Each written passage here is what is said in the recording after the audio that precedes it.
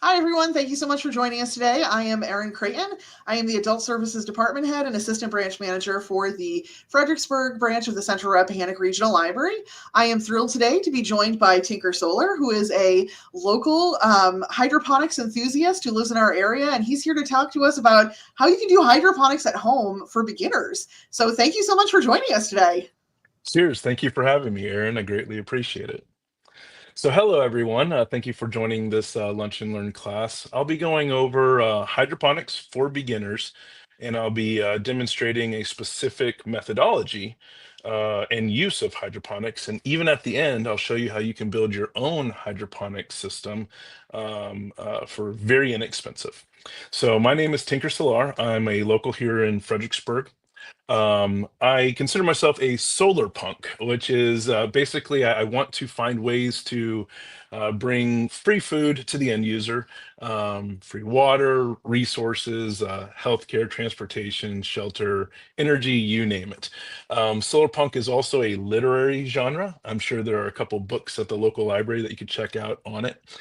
Becky Chambers' Monk and Robot Duology is a wonderful start to it, but essentially it tries to envision a pragmatic utopia, if you will, but a better future that we can strive for. Think Star Trek, if you will. Um, I myself am involved in a couple local efforts. I like to teach at the library. I like to build hydroponic systems myself. I'm also part of a couple food groups in the area that do that help spread out and manage the free fridges and the food rescue. So let's get into the basics of growing. So before we get into hydroponics, let's just think about plants as they are naturally. We're going to extrapolate, we're going to extract different elements of this and address it in hydroponics, but let's just look at how it works normal. Outside, plant grows in soil, right? What does a plant need in order to thrive? In general, it's going to need light. That's its food. Some people think the nutrients that are found in soil are food. They aren't. It's kind of like vitamins versus a meal, right? So it needs light. It needs water, just like you and I. It does need nutrients. It also needs air, both carbon dioxide and oxygen. We'll get into that a bit. And it needs what we call generically a grow medium. Outside, that's generally soil, right? Something to let the plant anchor, have it be able to produce leaves and fruit, as well as put roots down that can then draw up the water and nutrients from the soil. But this is the basics, right? You have this, and generally speaking, a plant will grow. So, what about hydroponics? Think about those things that we just showed, outside. You do still need light, right? Now, this can be artificial light, or you can do hydroponics outside with the sun, or a mixture of both. But it still needs light. It does need water. Hydroponics tends to bring the water directly to the plant, but it still needs water. It does need nutrients. The nutrients will be found mixed into the water. It also needs air. Now, this is one type of hydroponic system. This is what people think of when they think of hydroponic systems. I'm going to introduce a much simpler version, but in this sense, you have a nutrient pump, if you will, or an air stone that pumps air into the water. It also has a pump that pushes the water from the reservoir into the grow tray, if you will. But also think of that grow medium. Here, we're using clay tablets in net cups where the plant can sit inside the clay tablets and get access to the water. But it also allows the plant to stay upright so that it can produce its leaves, produce fruit, and receive the light ahead of time. That being said, this is just one example of hydroponics. There are many other examples. Now, this is a lot of different things. I don't necessarily want you to learn and memorize every single one of these. But the reason why I put up this, the reason why I show the many different ways to do hydroponics is that whenever you look up how to do hydroponics, some will say, hey, you need an aerator, you need an air stone, you need to pump air into it. Or others say, hey, you need to pump water over here. Some systems don't use any of that at all. In fact, in aeroponics, it uses a mister that sprays water into the air. The big thing that I want you to take away from this is when you research further on hydroponics, know that different systems require different things. In fact, in the Kratky method, up in the upper left-hand corner there, the one that I'll be speaking about today, there is no pump. There is no aerator. In fact, in Kratky, if you refill the water back up, you'll kill the plant. However, in something like nutrient film technique, water's constantly brushing against the roots. Often in like a wicking technique, you might flood the medium with water and then pull it away, right? These all work in different ways. But the big thing to take away from this is as you're researching, know what kind you're researching and how to apply that specific one, because different kinds use different methodologies. That said, today we're going to be talking about the Kratky method. Kratky is named after Dr. Kratky, who is at the forefront of researching this specific type of hydroponics. Now, before we kind of get into this, I want to ask a kind of a trick question. What is wrong with growing plants in soil, and what makes hydroponics the best to do so? Now that is a bit of a trick question. The answer is there's nothing wrong with using soil. Soil-based and container gardening or outdoor gardening or farming is amazing. It's what we mostly do, right? So why would people use hydroponics? Hydroponics has a lot of benefits. It's more efficient with water usage.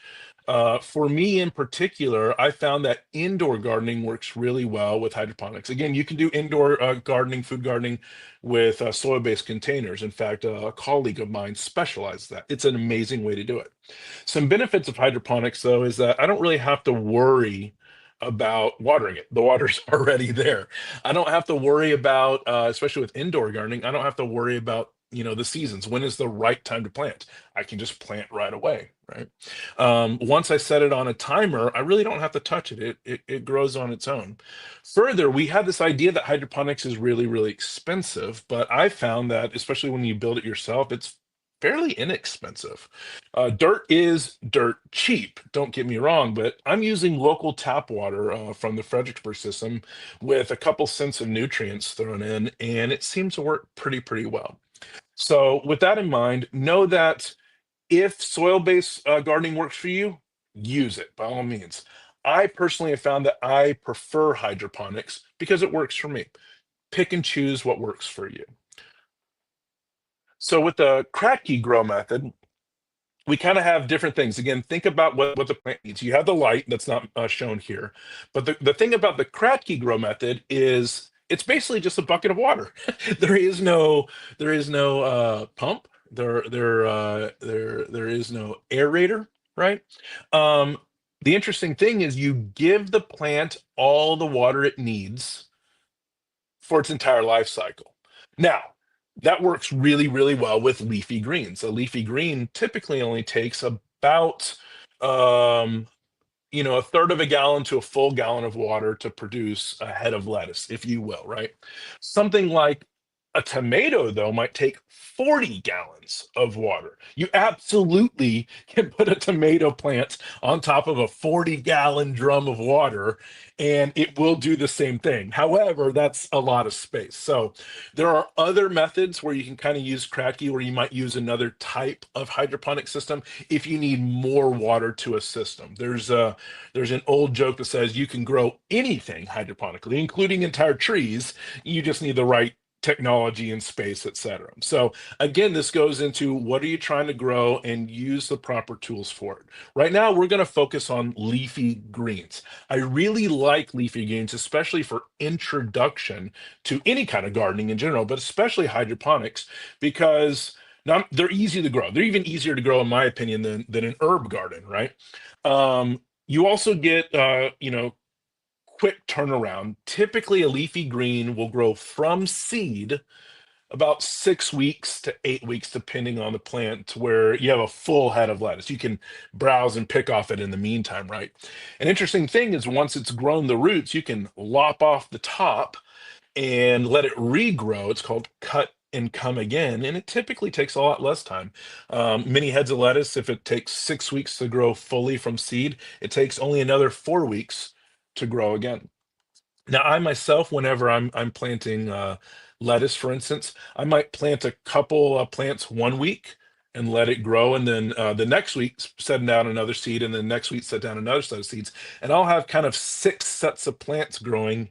And by the time the first plant is fully grown, I can eat that, and then replant a seed there if need be, and then I have fresh lettuce each time. It's called staggered growing.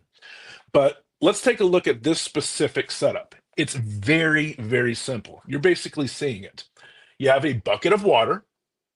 You have some way to keep the plant pointed in the right direction. You have that grow medium, and we'll get into some examples in a second.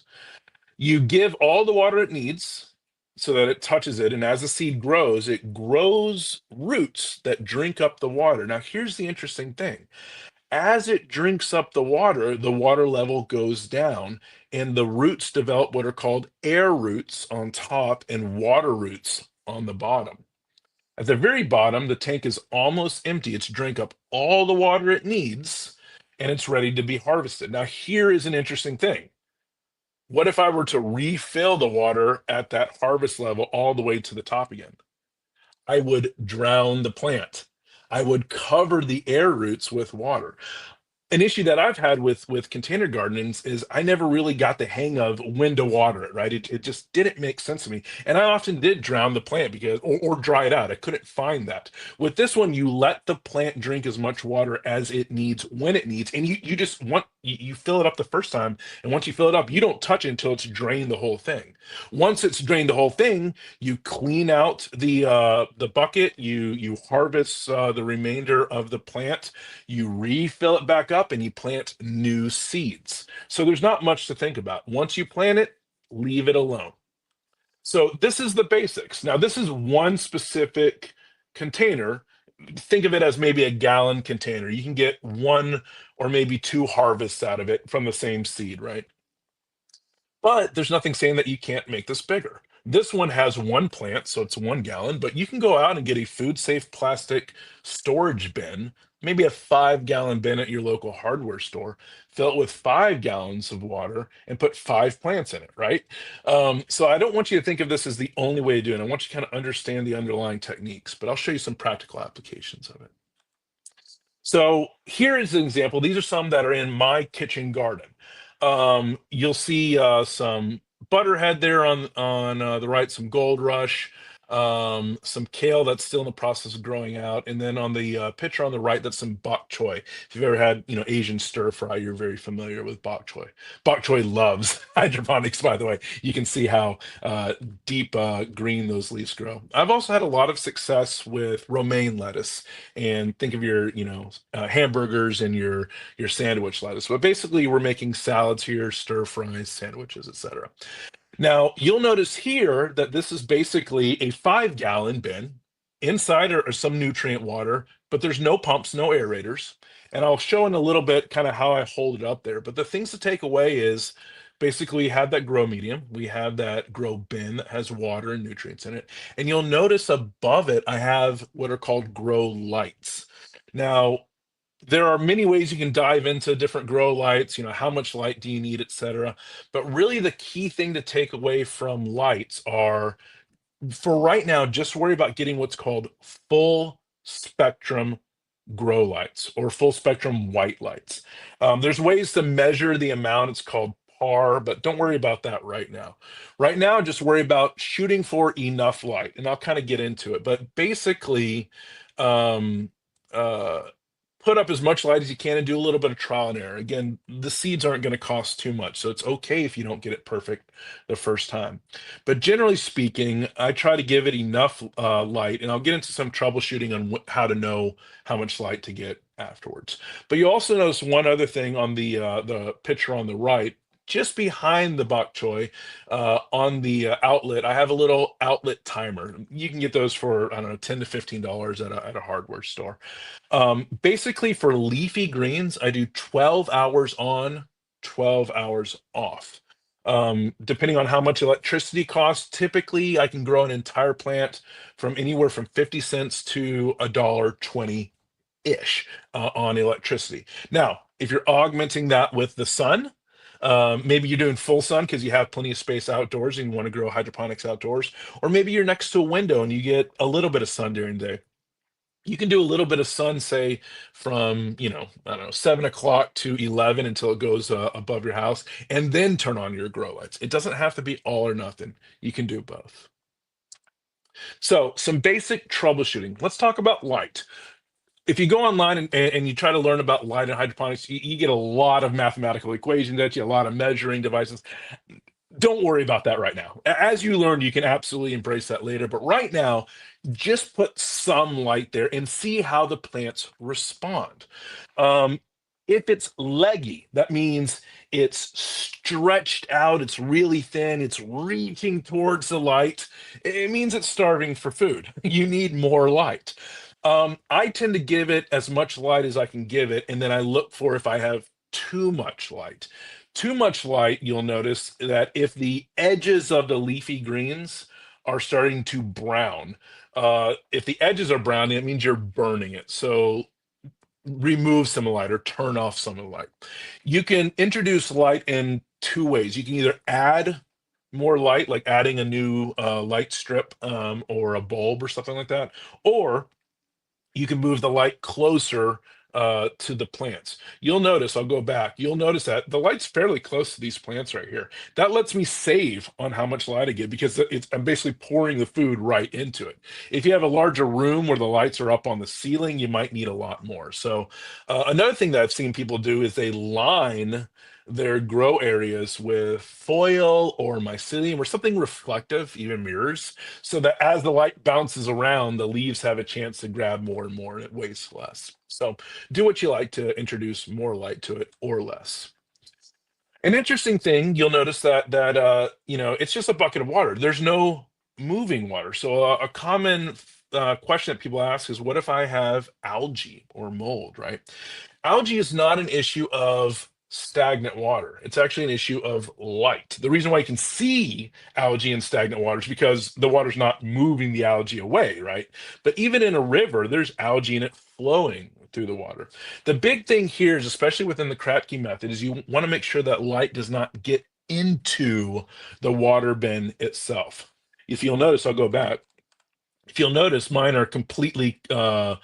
There's no light through, colored green and red on the top. There's no light getting through that whatsoever. So if I open it up, the water's clear. If you find that you're getting algae inside the water tank, light is leaking in some form or fashion. You absolutely can use, say, glass jars or to grow this in, but you want to make sure that you cover the glass jar. Either you paint it, you put foil around it, or you knit a little hydroponic sock to put over it or something along those lines. The big thing is just make sure that no light gets inside. Now, if you have a little bit of mold or algae outside, like maybe right where the water's coming up to the top, typically that doesn't matter. You can sometimes spray a little bit of a solution of maybe half hydrogen peroxide and half water to kill it. But generally speaking, once the plant has grown, that's not really going to matter all that much. Lastly, is if you drown the plant in this method, really the only way to drown the plant is if you refill the pot past the air roots. Right now, just focus on leafy greens, giving it about a gallon of water per plant and letting it drink all it needs. Don't worry about refilling it. If you run out of water, harvest everything and start again. Now, there are more things that might come up, but these are really the big basics that you will encounter most of the time. But this kind of gives you a start. The big thing to take away from this is, if at first you don't succeed, try again. You're only going to learn so much from lessons like this. You learn so much more when you start doing it yourself. Don't be afraid to fail and learn as you go. There's only so many things that can go wrong, and there are answers for all the things that go wrong. A couple things I want to talk about real quick before I show you an example build is at the downtown library in Fredericksburg, and when you watch this, check and see if they've expanded it. They have what's called a seed library. You can go up and check out seeds for free, And then as you grow your plant, you allow your plant to produce seeds. Maybe if you grow tomatoes, you can harvest out seeds, or if you grow lettuce, you let it bolt and then harvest those seeds, and you check those seeds in. The more you use it, the more it grows. One seed can create hundreds of seeds. Definitely go check out this resource. Another thing is, I find that I grow so much lettuce that I can't eat it all. And so what I do specifically is I look for the free fridges in town. This one is one at Downtown Greens. You'll find others if you go to fxbg.food. We have them listed out, and we're growing more each day. As you have extra food, and I would encourage you to grow intentionally extra food, give it to your neighbors for free. And as your neighbors get sick and tired of getting all your free lettuce, go and drop off some at the free fridge. And while you're there, see if there's something that you would like. This is meant for all of us. This is a way to give a food, take a food. Okay, a couple resources to take after this. Absolutely go to the library. Go and ask them. They have so many books and so many resources on hydroponics. A lot of what I learned from the books at the library. Utilize them and grow them out. Remember again that different hydroponic methods will show different things. So as you learn about one method, it might not apply to the other. I don't want you to get confused, but learn about the different methods and use the one that works best for you. So far as the Kratky method, you can go to kratky.weebly.com, and that has some very simple infographics that will kind of expand out on this, including growing larger plants with Kratky. One person that I really love is Mike Van Duzy. He does amazing things, and he shows how you can grow very inexpensively. If you go to his YouTube channel, I believe he has a TikTok and other social media, etc. But look at Keep On Growing with no G, and check out Mike. Great resource.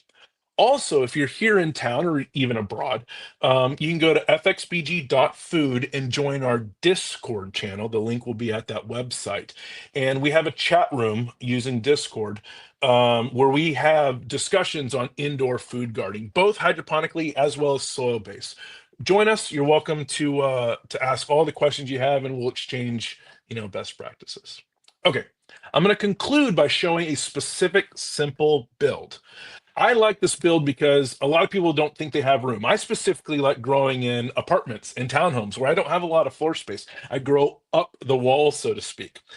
This specific grow bin is only about 6 or 7 inches. It's half a foot. And I think that bin right there costs a couple dollars. You can grow out of a protein powder bin as an example. You can reuse out of this. You don't need really expensive things. You'll notice that the way that I'm keeping the plant in the grow medium is a little bit of a pool noodle. I went to Dollar Tree and bought a pool noodle and sliced it in a couple inches to where it hangs both inside and outside. And that little square in the middle, that's just rock wool, kind of something similar that you might find in insulation. You can buy rock wool cubes online or at local stores for a couple cents per cube, maybe 5 to 10 cents per cube. I got these seeds here from the library. Thank you. And I'm using 2 halo grow lights in order to give it enough light. This isn't very efficient. I think this one, it's about $1.50 in energy use per plant over about 6 weeks, 12 hours on, 12 hours off, but it's still cheaper than buying at the local grocery store. And if you're able to scale out and start using like the grow light strips, it gets more efficient with your energy use. But this is a really good example of a complete grow bin that you can build yourself. You'll cut a 2-inch hole out of that top to fit the pool noodle in. I plant the seed directly into the rock wool and fill up the water. Here's a showing on the left of what it looks like inside. Again, no pumps, no aerators. I give it just as much water as it needs. For this specific one, I give it about a gallon of water. I have the water filled up to where it's touching the bottom of that rock wool. So the rock wool's dipped in the water. I add the nutrients to the water. That's specific to whatever nutrient you get. Whenever you're getting nutrients, make sure it's specific to hydroponics, not just a liquid nutrient that you might put in your garden, but hydroponics specifically. I'll plant 2 seeds. That way, if one fails to grow, the other one will. Moisten the top of the rock wool. I set my light timers, turn on, for 12 hours. So maybe in the morning at 7 and turn off at 7 p.m. And then I ignore it. just ignore it for 6 weeks. And then after 6 weeks, either I'll do a harvest where I'll cut the entire thing off and let it grow again. Typically, I can get another 1 or 2 growths out of it. Or I use what's called browsing. Browsing just means whenever you need a piece of lettuce for your sandwich, you just go and you pick it off and let it grow again. Because it has all the other leaves there, it grows really quickly using the browsing method. Now, this is just one bucket for one plant. Again, you can absolutely plant more or do staggered growth, but don't worry about getting it perfect. Start with one, learn how to do it, and then add as you go. If you have enough room for a shelf, a 3 foot by 2 foot shelf, you can absolutely use the larger bins as seen. Well, that's basically it for today. You're welcome to join us on fxbg.food, hop in the Discord channel and ask for Tinker. Myself and some other master gardeners, or I'm not a master gardener, but other master gardeners are there. And we're there to answer any of all your questions and hang out, and we'll make it to where we can all grow food for ourselves and for each other. Thank you so much, Aaron. Wow. Thank you, Tinker, so much for a wonderful presentation. I have been to your you and I have talked about this a lot, so I knew a lot of this information, but I always feel like I learned something new with these ones. And honestly, some of these places, these resources that you shared, I did not know about, like Mike Van Doozy. I'm going to check out his YouTube page, so thank you for doing that. Everybody else, thank you for also the shout out to the seed library. Come up to the 3rd floor and check it out. We keep it seasonal, so right now there's stuff in there that you could still plant as we move into the cold weather. So if you're looking to still grow outdoors, you can. But if you're looking for things that you can grow inside, we have that stuff as well. Thank you again for watching, and we hope to see you next time. Sounds good. Y'all have a wonderful day.